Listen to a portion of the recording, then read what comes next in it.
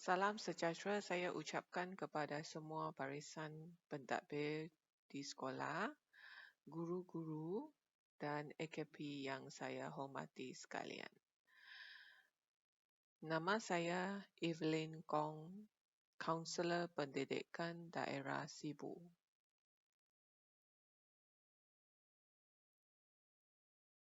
Tajuk #3A yang saya ingin sampaikan adalah memahami krisis dalam kehidupan.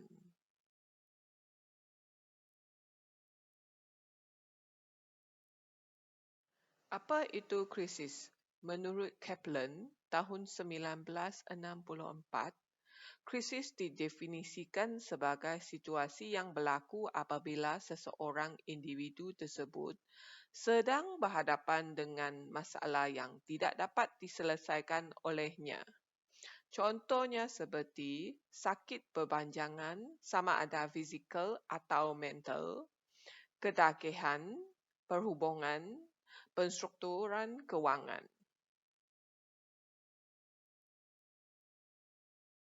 Menurut James dan Gillian, krisis adalah kejadian atau situasi yang dilihat sebagai sangat sukar dan melebihi kemampuan dan mekanisme menghadapi seseorang individu.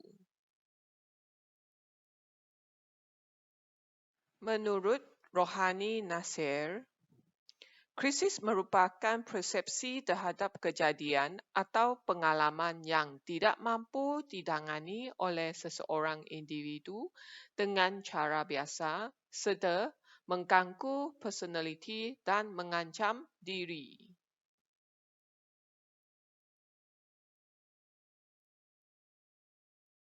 Bentuk-bentuk krisis. Krisis yang berlaku melibatkan pelbagai pihak dan terdiri daripada pelbagai bentuk seperti peribadi, rumah tangga atau keluarga, tempat kerja, masyarakat, negara. Krisis terbahagi kepada dua kategori, iaitu krisis yang boleh diramal dengan krisis yang tidak boleh diramal.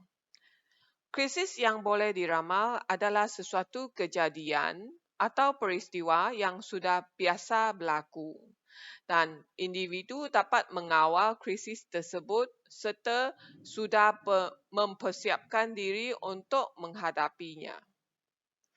Krisis yang tidak boleh diramal adalah sesuatu kejadian yang terjadi secara tiba-tiba tanpa dijangka.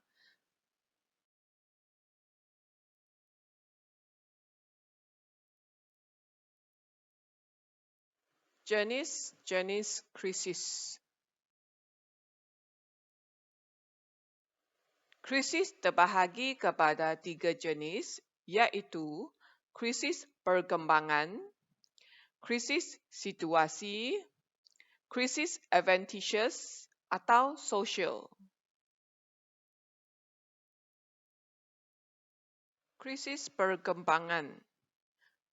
Krisis perkembangan juga dikenali sebagai krisis kematangan atau dalaman.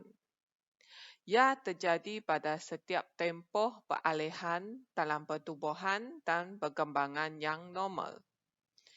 Individu dikehendaki membuat perubahan kognitif, tingkah laku dan emosi semasa tempoh peralihan. Contohnya, hari pertama di universiti, persaraan, perkahwinan, dan sebagainya. Krisis situasi juga dikenali sebagai krisis kebetulan atau tidak disengajakan. Ia merupakan tindak balas terhadap kejadian traumatik yang berlaku secara tiba-tiba dan tidak dapat dielakkan.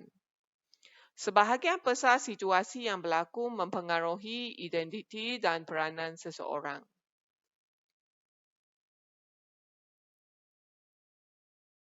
Berikut adalah beberapa keratan akhbar yang kita boleh lihat mengenai Contoh krisis situasi.